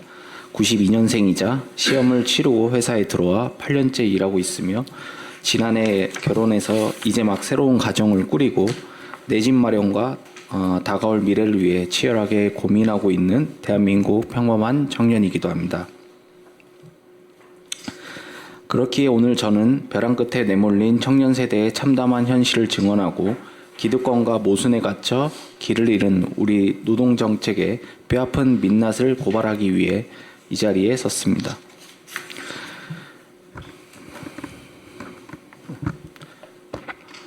지금 청년들이 마주하고 있는 냉혹한 현실은 참담합니다. 현재 미취업 청년 비중이 48.6%를 기록했습니다. 이는 2009년 글로벌 금융위기 이후 역대 최고치입니다. 청년 2명 중 1명이 일자리를 구하지 못해 사회의 출발선조차 밟지 못하고 있습니다. 이는 단순한 일자리가 없다는 숫자 노름이 아닙니다. 대기업과 중소기업 간의 이동사다리는 완전히 끊어졌습니다. 첫 직장 소득 수준이 그 사람의 평생 사회적, 경제적 계층으로 굳어지는 지독한 노동시장 이중 구조가 완성되었습니다. 어찌저찌 바늘구멍 같은 취업 관문을 뚫고 들어간들 청년들이 숨통을 조이는 것은 끝이 아닙니다. 월급을 평생 모아도 살 수 없는 살인적인 부동산 가격, 끊어진 대출 사다리, 그리고 청년들의 미래는 전혀 반영되어 있지 않는 기형적인 연금 구조가 기다리고 있습니다. 일자리가 없고 집을 살 수가 없고 노후가 보장되지 않는데 어느 청년이 대한민국에서 미래를 꿈꿀 수 있겠습니까? 이 문제는 단순한 청년 세대의 불만을 넘어 극단적인 저출산과 국가 경쟁력의 추락으로 직결되고 있습니다. 청년 고용률이 바닥을 뚫고 추락하는데도 정치권의 대응은 참담할 따름입니다. 경제는 침체의 늪에 빠졌고 기업은 규제에 짓눌려 있습니다. 국가 전략 사업조차 노동 규제에 발목이 잡힌 상황에서 노동 정책의 초점은 청년과 소외계층이 아닌 거대 노총의 노란봉투법과 정년 연장에만 맞춰져 있습니다. 저는 상식적으로 묻고 싶습니다.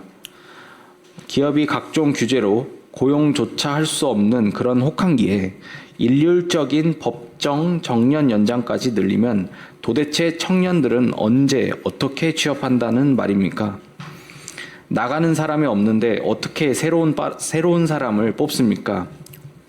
정년을 늘리면서 청년 고용도 지키겠다는 말은 결국 뜨거운 아이스 아메리카노 같은 궤변입니다. 인건비 부담이 커지는데 신규 채용이 늘어날 리 만무합니다.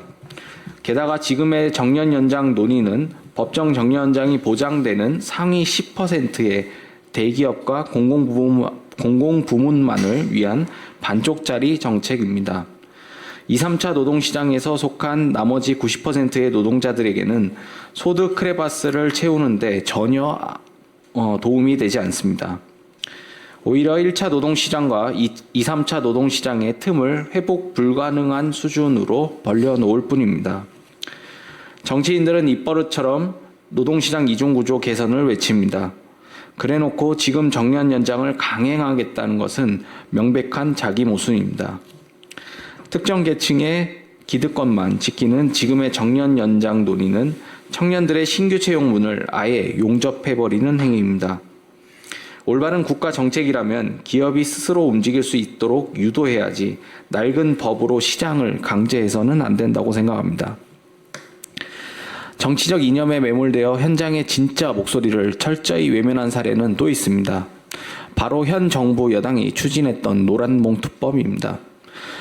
과거 노동계 내부에서 제가 사실상 유일하게 노란봉투법에 대한 맹점과 부작용을 지적하고 반대했을 때 저는 당시 친정부 인사니 극단적으로 생각한다는 그런 오해도 많이 받았습니다.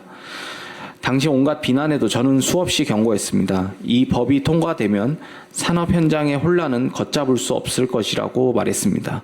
하지만 이를 밀어붙인 여당과 거대 노총은 이념에 취해 있었고 반대로 이를 견제하며 대안을 내놓았어야 될 보수 진영은 철저하게 경제인과 사용자의 시각에서만 이 문제를 방어하기 급급했습니다. 정작 열심히 일하는 진짜 노동자들을 위한 시각은 국회 그 어디에도 없었습니다. 다시 돌아와 오늘날을 보십시오. 노란봉투법을 둘러싼 문제점이 현장에서 지금 그대로 드러나고 있지 않습니까?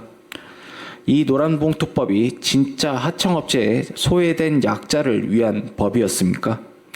아니면 자신들의 정치적 영향력을 확대하고 노정 교섭권을 독식화하며 원하청 혹은 자회사 간 갈등 구조를 만들며 무분별한 파업 면죄부를 받기 위한 거대 기득권 노동단체의 정치투쟁용 무기였습니까? 약자를 방패 삼아 기득권을 지키려고 했던 것이 이 노란봉투법의 현실입니다. 이 토론회를 보시는 국민 여러분 그리고 정치인 여러분, 저는 보수든 진보든 어떤 정부가 들어서도 그 정부가 실패하고 망하기를 결코 바라지 않습니다. 왜냐하면 정치인들에게 이 나라는 4년, 5년짜리 권력투쟁의 장일지도 모르나 우리 청년들과 평범한 노동자들에게는 앞으로 수십 년을 피땀 흘려 살아가야 할 유일한 우리의 조국이자 터전이기 때문입니다. 정부와 국회에 강력히 촉구합니다. 이제는 제발 정신 차려야 합니다. 거대 양대 노총의 눈치를 보며 약자를 생각하는 척 그들의 기득권을 지켜주는 타협적 노동 정책을 멈춰야 합니다. 정치적 프레임으로 반대하는 자들을 악마화하고 이념 장사를 하는 소모적인 그런 정치는 없어져야 합니다. 국회가 지금 당장 해야 할 일은 단 하나입니다. 10%의 철밥통을 더 단단하게 만들어주는 것이 아니라 90%의 불안정한 노동자들을 끌어올리고 48.6%에 달하는 미취업 청년들에게 공정한 기회의 사다리를 놓아주는 것입니다. 기업이 많은 고용을 할 수 있도록 규제를 풀고 악법은 없애며 열심히 일할 수 있는 자유를 줘야 합니다.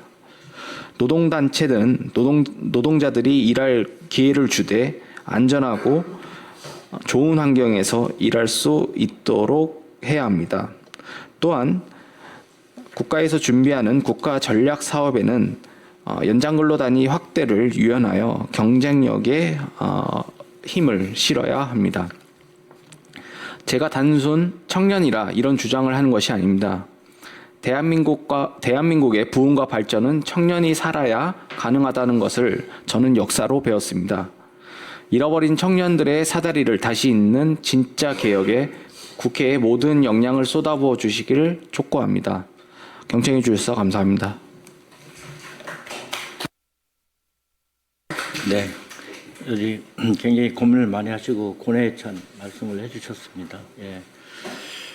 시간이 많이 흘렀는데요. 우리 마지막까지 기다려주신 우리 최은미 과장님, 청년고용기획과장님이십니다. 말씀 좀 해주시죠. 네, 안녕하세요.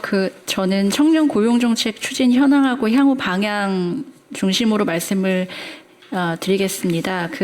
앞서 굉장히 제도적인 부분에 대해서 많이 말씀들도 해주셨는데 저는 그 부분보다는 현재 이제 청년 일자리를 늘리고 청년 노동시장 진입을 위해서 정부가 하고 있는 분야 중심으로 그렇게 말씀을 드리겠습니다.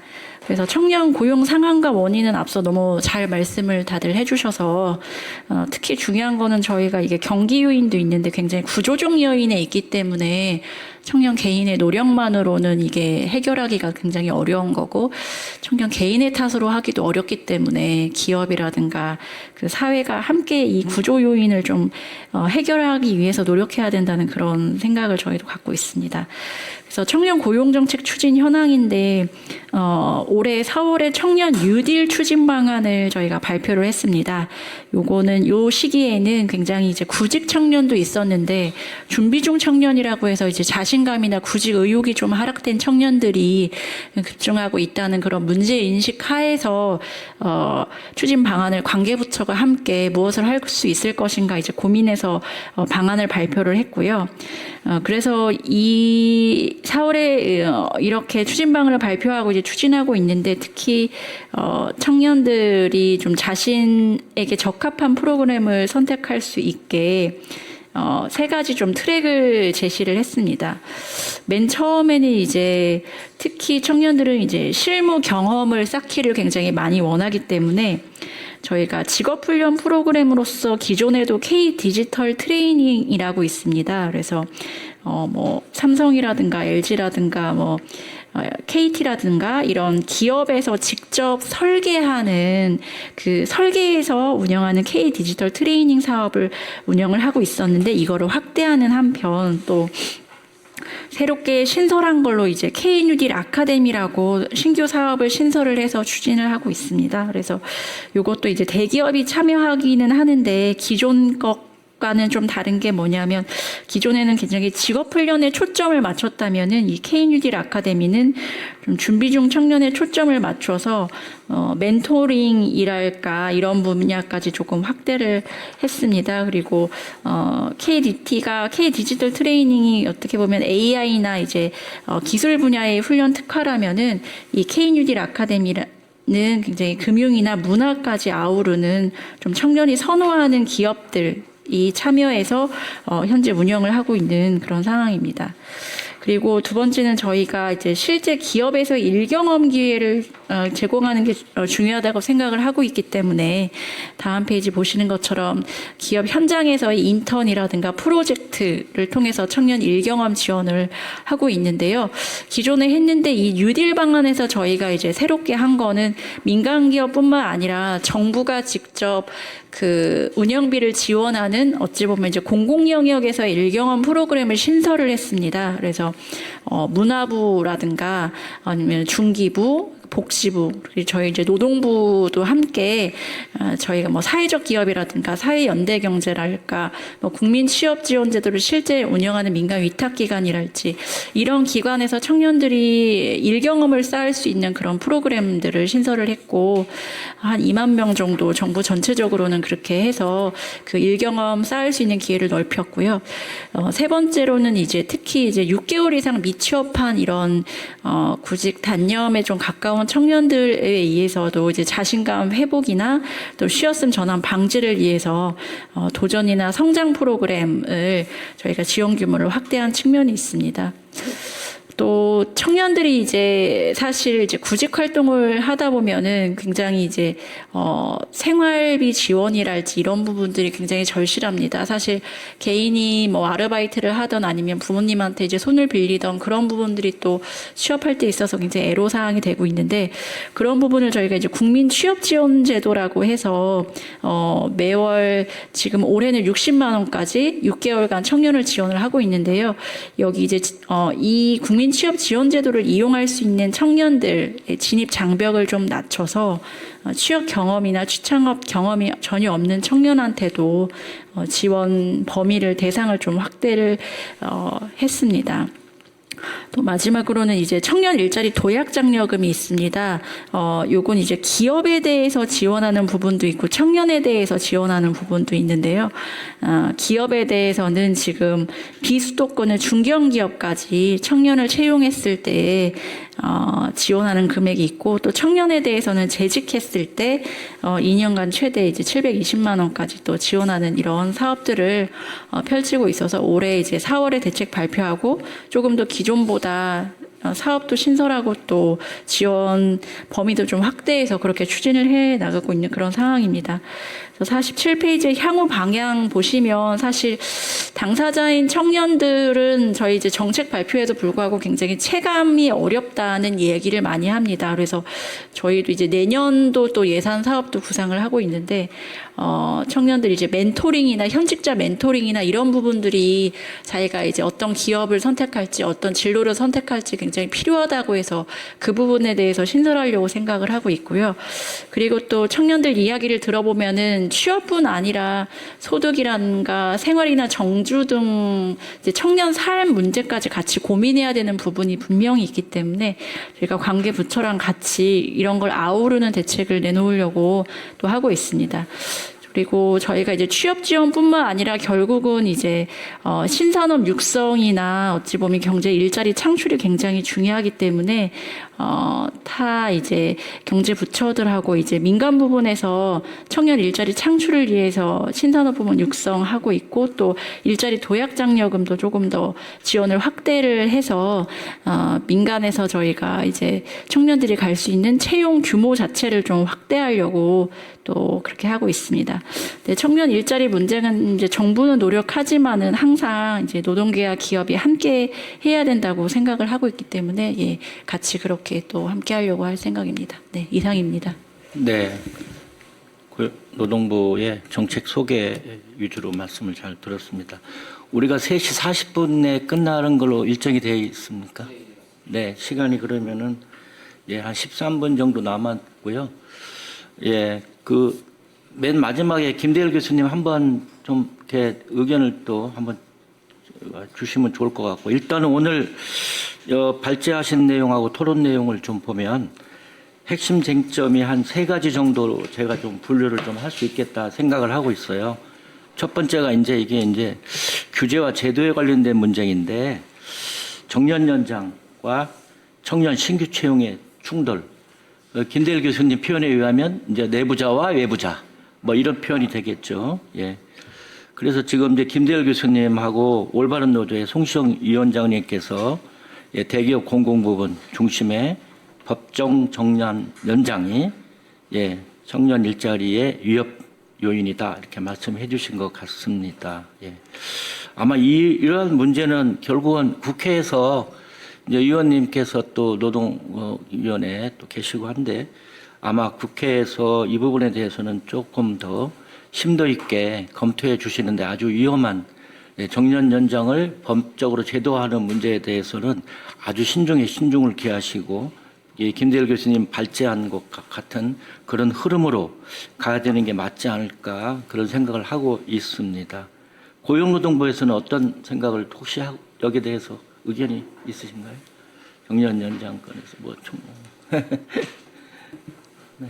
정년 연장도 그 국회에서 구체적인 내용을 논의 중이셔가지고 저희가 그 구체성에 대해서는 뭐라 말씀드리기는 어렵지만은 이제 정년 연장됐을 때 가장 이제 청년들이 우려하는 거는 대기업이나 공공부문 일자리에는 분명히 영향이 있을 것이다라는 점에 있어서 이제 청년들 우려가 큰 걸로 알고 있고 그래서 이제 저희도 이제 세대를 좀 아우르는 그런 지원이 필요하다고 생각을 하고 있기 때문에 그렇게 정년이 이제 연장이 됐을 때 특히 이제 공공부문이나 대기업에서 청년 채용이 위축되지 않을 수 있는 어떤 제도적인 뒷받침이 굉장히 필요하다고 생각은 하고 있습니다. 예.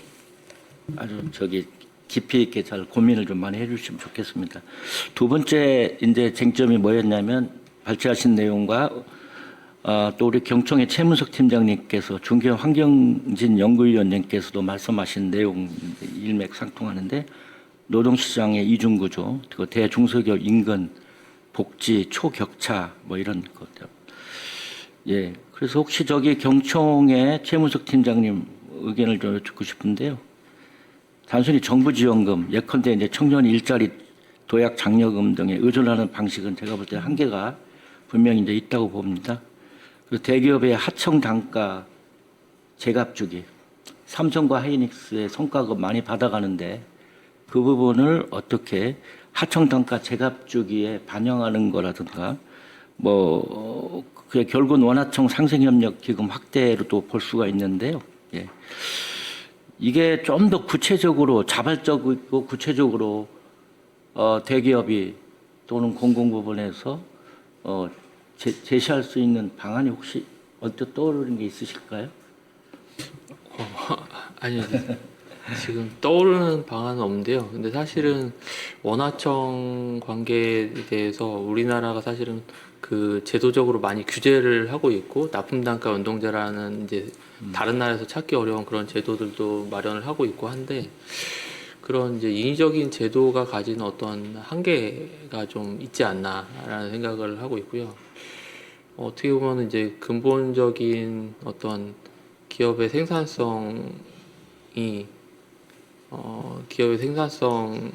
어떻게 높이기 위한 그런 자발적 노력, 투자, 이런 것들이 조금 선순환적으로 이루어져야 되는데 이런 부분들을 어떻게 해결해야 될지 솔직히 조금 고민스럽긴 합니다. 네. 네, 혹시 황경진 연구위원님은 구체적인 것, 효과적인 것. 제가 여러 가지 좋은 아이디어들이 많이 나왔지만 여러 가지 문제 때문에 제도가 시행이 되지 못한 것도 있고 국제화에 그걸 놓지 못한 제도들도 여러 교수님들이나 여기 오신 전문가들이 다들 일일이 하나하나 이렇게 말씀드리자면 다들 이렇게 아실 거라고 생각이 듭니다. 이게 대부분 이제 하다 보니 결국 방금 자장님께서 말씀해 주셨던 것처럼 하청 단가의 제값주기가 필요한데 이게 이제 대부분 다 조금 그렇게 문제가 되는 기업들 특히 그런 데는 이제 수주 산업이다 보니까 이 대기업조차도 항상 어떤 호황기만 있는 게 아니고 불황기가 있다 보니까 기성금이나 아니면 하청 단가나 이런 것들을 불황기에 대비해서 또 유보해야 되는 그런 부분이 있기 때문에 이 문제가 조금 가장 풀기 어려운 점이라고 생각이 듭니다. 그럼에도 불구하고 이 문제가 시급히 해결돼야 되는 이유는 중소기업은 대기업에 비해서 물적이나 인적 인력의 어떤 한계 때문에 사람이 계속 들어오지 않으면 유지될 수 없는 부분입니다. 그렇기 때문에 사실 지금 정년 연장이라는 이야기를 많이 하시지만 지금 중소기업의 취업자들의 연령 구조만 보더라도 20, 30대들이 차지하는 비중은 10% 정도로 지금 급감이 되었고 5, 60대가 거의 이제 가반수에 육박할 정도로 중소기업엔 고령화가 심각하고요. 실제로 중소기업에서는 정년 연장에 대한 어떤 이렇게 수요가 별로 없습니다. 왜냐하면 이미 60대 이상 또 일할 의사만 있으면 다 취업을 할 수 있는 상황이기 때문에 물론 좀 그런 정년 연장에 대한 이슈가 좀 상대적으로 조금 낮다라는 말씀. 그렇기 때문에 계속 사람이 유입되지 않으면 숙련의 어떤 개성도 안 되고 그래서 이 문제는 좀 시급히 좀 해결해야 되지 않을까 생각합니다. 감사합니다. 세 번째 핵심 쟁점으로 제가 꼽으라고 그러면 이제 교육 문제죠. 교육의 미스매치, 현장 수요. 이게 청년 뉴딜, K 뉴딜, 그다음에 K 디지털 트레이닝 훈련 사업들이 엄청난 수천억 정도 아마 예산에 편성돼서 투입되는 걸로 제가 그 과정들은 유심히 좀 보고 있어요.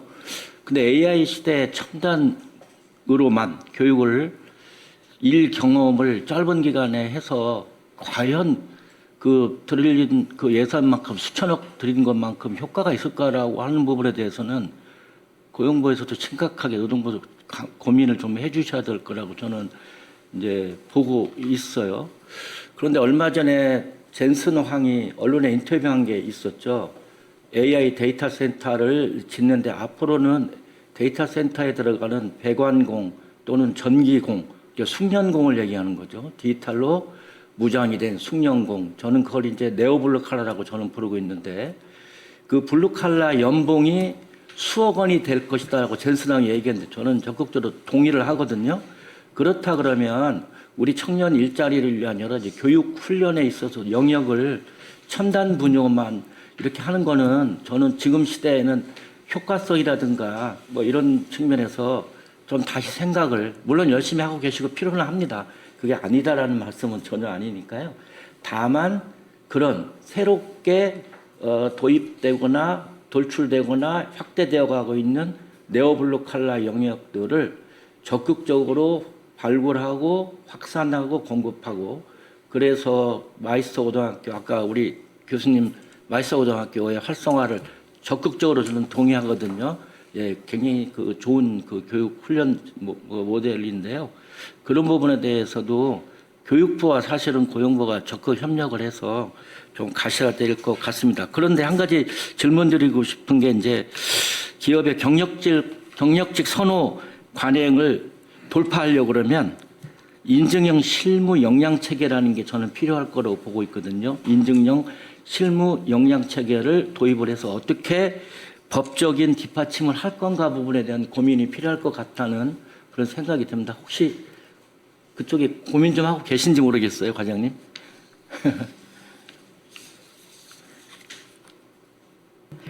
사실 저도 제가 하는 분야만 많이 알고 있어가지고 지금 이제 직업훈련 분야에서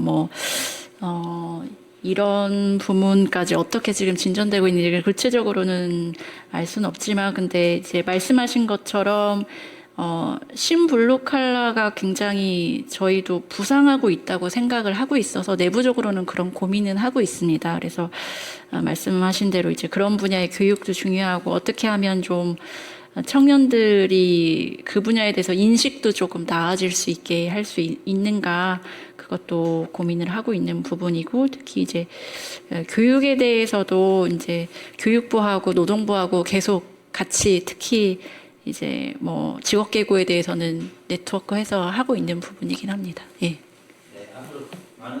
그렇게 많은 더 관심을 좀 가져주셨으면 하는 바람이 있습니다.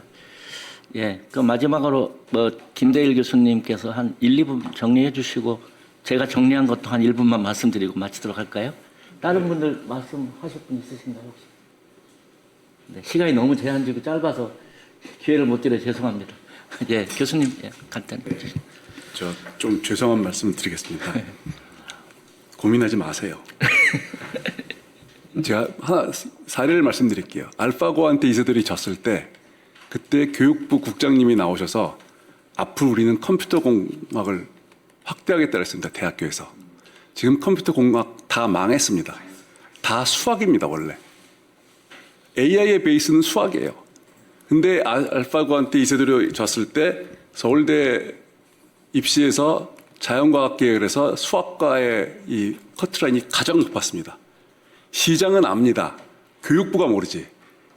그 문제예요. 그래서 교육부랑 의논하시면 절대로 안 되고, 마이스터고 같은 거는 마이스터고 열고 싶은 사람한테 다 열 수 있는 기회를 주겠다. 그래서 시장에서 알아서 발굴하는 게 좋습니다. 이제 그게 저는 개인적으로 생각을 하고요. 그리고 말씀하신 정년 연장, 이중구조 굉장히 다 중요한 이슈인데, 경력직을 뽑기는 하지만 사실은 이게 논문이 있습니다. 신규 채용과 경력직 어느 걸 더 좋아하느냐, 이거는 시카고대 대학 교수가 쓴 논문인데,